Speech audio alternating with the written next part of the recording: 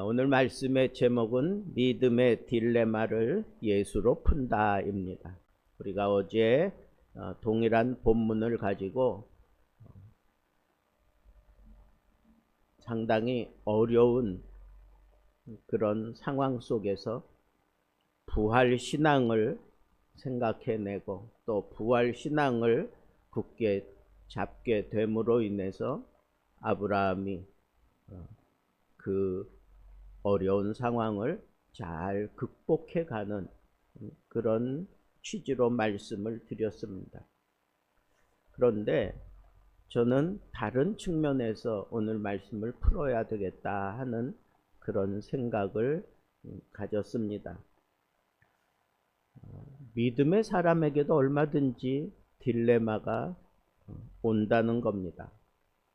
신앙생활을 하다 보면 이런 참 절박하면서도 감당하기 어려운 그런 순간들이 있습니다. 그것은 문제가 아니라 딜레마입니다. 문제는 답이 있어요. 그러나 딜레마는 답이 보이질 않습니다. 이런 거죠. 하나님은 사랑이라 믿는데 현실은 고통뿐입니다. 하나님은 길을 여신다 믿는데 동서남북 위아래로 그냥 꽉 막혀 있을 뿐입니다. 하나님은 응답하신다 믿는데 그 응답이 좀처럼 우리 눈앞에 나타나지 않습니다. 이때 신앙인들에게 딜레마가 찾아오기도 합니다. 이렇게 하나님 앞에 외칩니다. 하나님, 왜 이런 일이 일어나는 겁니까? 히브리서 기자는 아브라함의 사건을 다루면서 시험이다. 시험. 아브라함이 겪는 시험이라고 그렇게 전제를 하고 이 문제를 풀어갑니다. 이 시험은 단순한 순종 테스트가 아니었습니다. 믿음의 딜레마였습니다. 이삭으로 말미암아 내 씨를 온 지면에 흩을 것이다 라고 약속하셨는데 이번에는 이삭을 번제로 드리라고, 독자 이삭을 번제로 드리라고 그렇게 얘기를 하는 겁니다. 약속의 아들을 하나님 앞에 드리라고 얘기하는 겁니다. 그것도 자기 손으로 직접 잡아서 하나님께 드리라고 얘기를 합니다. 도덕적으로도 있을 수 없는 문제고 이건 인간으로서는 할 수 없는 그런 생명 존중 사상에 완전히 배제되는 모습입니다. 어떻게 하나님이 이런 일을 하라고 할 수 있는가? 인간의 논리로는 설명할 수 없는 그런 모순투성이입니다. 약속과 명령이 충돌합니다. 그러나 바로 그 지점에서 믿음이 시작된다는 것입니다. 아브라함의 딜레마, 어찌 보면 아브라함의 미래를 하나님이 하나님의 손에 취하시기 위해서 그랬다라고 생각이 들기도 합니다. 아브라함에게 이삭은 단순한 아들이 아니지 않습니까? 이삭은 25년의 기다림의 응답이었어요. 하나님의 약속의 실현, 그게 바로 이삭이었습니다. 아브라함의 미래가 이 이삭에게 전부 걸려 있습니다. 그런데 하나님이 이렇게 말씀하십니다. 내 사랑하는 독자 이삭을 번제로 드려라. 여러분, 성경 표현에 보면 거기에 답이 다 담겨져 있을 때가 있어요. 아브라함에 그렇게 얘기해요. 내 사랑하는 독자 이삭 그랬어요. 내 사랑하는 독자. 여러분, 사랑하는 얼마나 사랑스럽겠어요. 100세에 얻은 아들인데. 그런데 한참 응석 부리고 한참 이쁜 짓 할 약 한 13세, 한 15세 정도 되는 그때 번제로 잡아들이라고 하니 이게 도무지 아브라함은 하나님의 이적을 통해서 말도 안 되는 상황에서 얻은 아들이 잘 자라가고 있는데 하나님이 주셨다고 하는 분명한 그런 믿음이 있고 하나님을 거부할 수 없을 정도로 하나님께서 아주 타이트하게 아브라함을 다루오시면서 이 이삭에게 온통 마음 쏟으며 살아가게 만드는데 그 독자를 번제로 드려라. 이건 어떤 측면에서든지 이건 용납할 수 없는 그런 명령입니다. 그런데 아브라함은 이미 그 속에 믿음이 있어요. 하나님을 향한 믿음이 있으니까 하나님께 어떤 방법이 있겠지. 그러면서 그가 찾아낸 게 뭐예요? 나는 하나님 앞에 명령을 따라 이삭을 번제로 드리면 하나님은 다시 살려낼 것이다. 그게 아브라함이 찾은 해답이었습니다. 그런데 만약에 정말 그랬었다면 그는 아들을 죽인 살인자가 되는 겁니다. 하나님이 다시 살려냈다고 할지라도 그가 아들을 잡아들인 그 상황에 대해서 세상은 그를 매정한 아버지라 그럴 거고 비도덕적인 사람이라 그럴 거고 미치광이처럼 믿음을 실현한 사람이라고 얘기할 게 뻔합니다. 그럼에도 불구하고 그는 이 딜레마를 그는 푸는 방법이 그냥 다른 방법 없었어요. 그냥 하나님의 명령에 무조건 순종하는 그 길 외에는 없다는 걸 그는 너무너무 잘 알고 있었어요. 그래서 이미 몸이 죽은 상태에서 아들을 얻게 하시는 하나님의 능력을 경험하지 않았어요? 이런 상황들을 그가 하나님의 인도를 따라 믿음 안에서 자라오면서 그에게는 절대 복종, 절대 순종, 그것만이 하나님과 자기와의 관계를 옳게 유지하는 것이라고 하는 그 믿음이 있었던 겁니다. 나는 그저 하나님의 명령에 순종할 뿐이다. 그 이유는 하나님이 책임져 주시겠지 하는 그 절대 믿음을 가지고 이삭을 하나님 앞에 드리려고 손을 높이 올렸던 것입니다. 이게 딜레마입니다.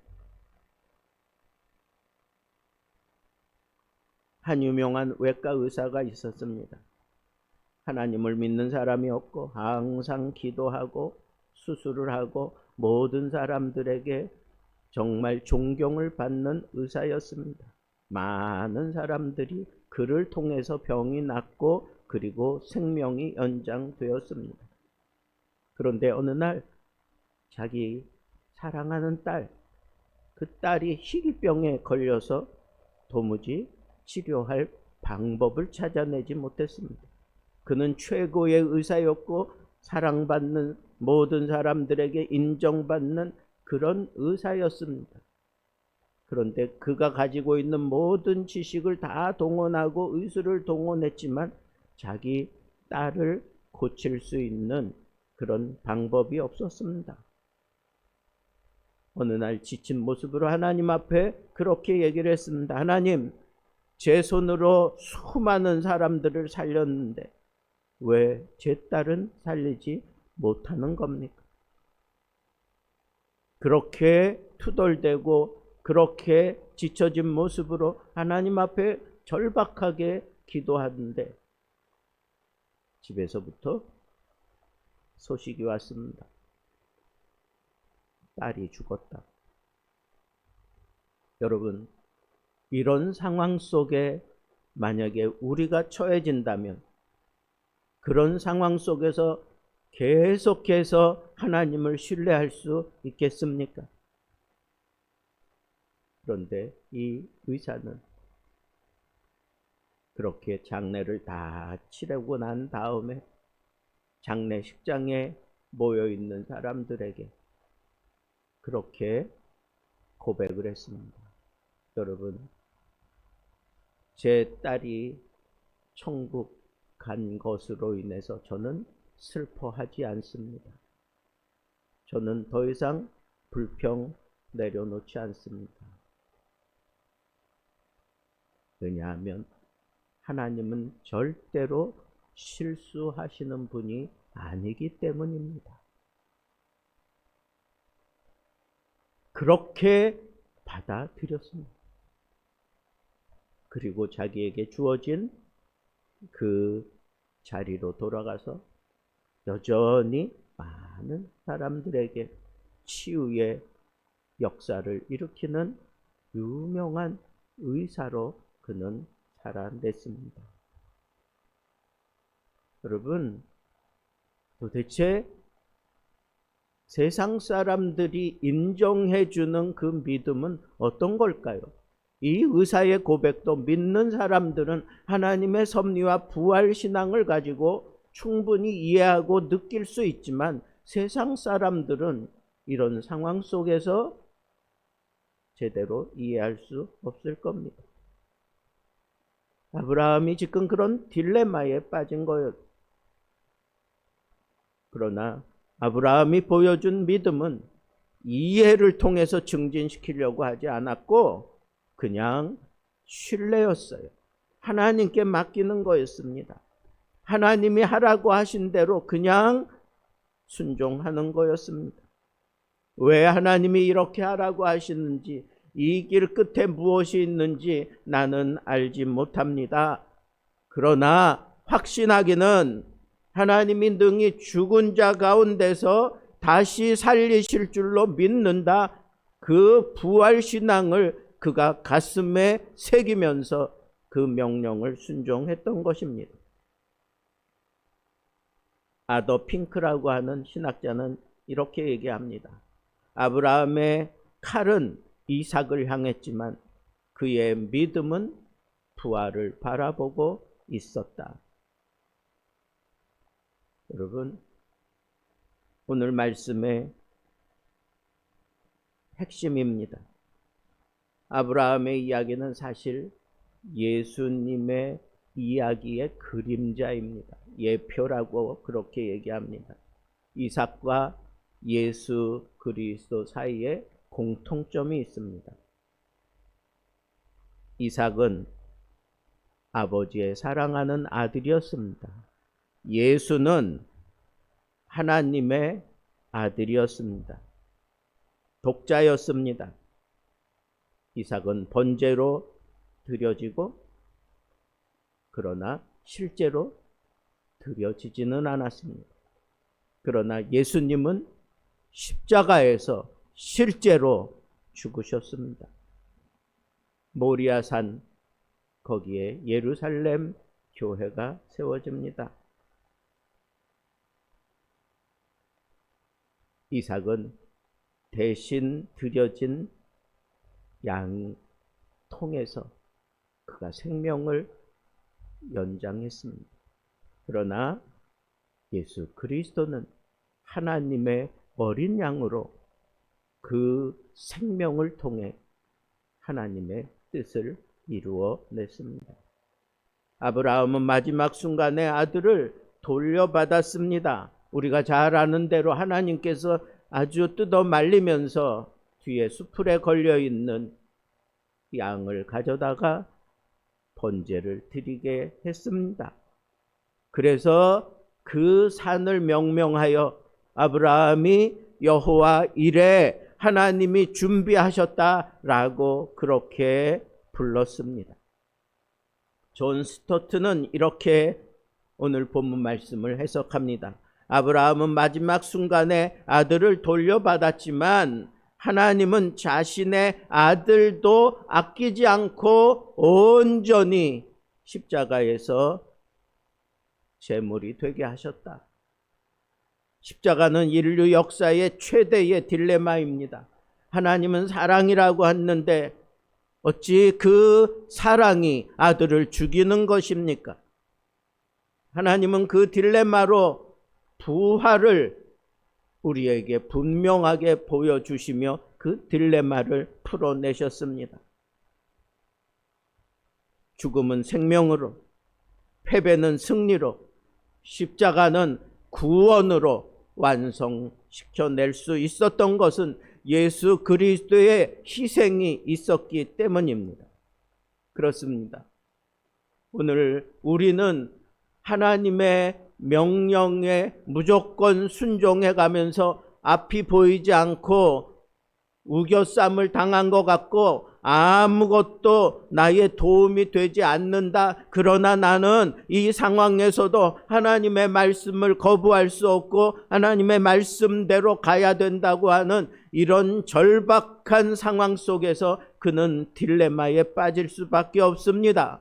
아브라함처럼 그 믿음을 가지고 마음의 부활 신앙을 그가 새겨가면서 갈지라도 만약에 아브라함이 생각한 것처럼 되었다면 그는 비장한 아버지고 그는 비도덕적인 사람이고 미치광이 신자라고 사람들이 손가락질 할 것입니다. 그러나 하나님께서는 그런 아브라함을 시험하셨다고 하셨고 그 시험에서 통과했다고 그렇게 인정하면서 네가 정말 나를 사랑하는구나 라고 그렇게 하나님이 아브라함에게 답을 주시면서 하나님께서 사실은 이미 준비해 놓으셨습니다. 인생의 딜레마를 하나님이 푸시기 위해서 예비해 주셨어요. 여호와 이레였습니다. 하나님이 준비해서 그 딜레마를 풀게 하셨는데 그 딜레마를 풀어낼 수 있는 그 어린 양, 그것은 바로 예수 그리스도였습니다. 우리 시대의 딜레마도 동일하게 예수로 푸는 겁니다. 우리 인생에도 이해되지 않는 순간이 있을 수 있습니다. 기도했는데 병이 낫지 않았습니다. 헌신했는데 길이 막힙니다. 정직하게 살았는데 손해를 봅니다. 이때 우리가 딜레마에 빠졌다라고 생각되어지면 우리는 그때 눈을 들어 예수를 봐야 합니다. 예수를 보는 자에게는 삶이 있습니다. 예수를 보는 자에게는 이 딜레마가 해결되고 마는 겁니다. 사랑하는 성도 여러분, 믿음은 답을 보는 것이 아니라 하나님을 보는 것입니다. 하나님의 예비하심을 볼 수 있는 사람, 하나님의 예비하심을 경험한 사람이라면 그 사람은 딜레마가 없습니다. 하나님이 이미 한번 깨부셔버린 것은 더 이상 그 딜레마에 빠질 수도 없고 빠지지도 않습니다. 왜? 예수로 말미암아 얻은 해결이기 때문에 예수 그리스도가 열쇠가 되시고 예수 그리스도가 우리의 전부가 되어 주셨다라고 하는 믿음을 하나 더 장착했기 때문에 모든 딜레마를 예수로 풀어내는 겁니다. 예수가 내 인생의 답이고 예수가 내 인생의 길이고 예수가 내 인생의 생명인 것입니다. 예수 그리스도, 그분이 우리 인생의 딜레마를 푸시는 하나님의 열쇠인 것입니다. 예수를 보면 삽니다. 오늘도 하나님이 예비해 놓으신 그 놀라운 섭리와 사랑을 확신하면서 어려운 상황 속에서 정말 딜레마 같은 그런 겹겹이 쌓여진 그 동굴 같은 상황 속에서 눈을 들어 예수를 보고 그 딜레마에서 빠져나와 하나님의 영광을 위하여 자유롭게 하늘을 날며 하나님의 뜻을 온전히 실현해 갈 수 있는 참 믿음의 사람들 되기를 우리 주님의 이름으로 축복합니다.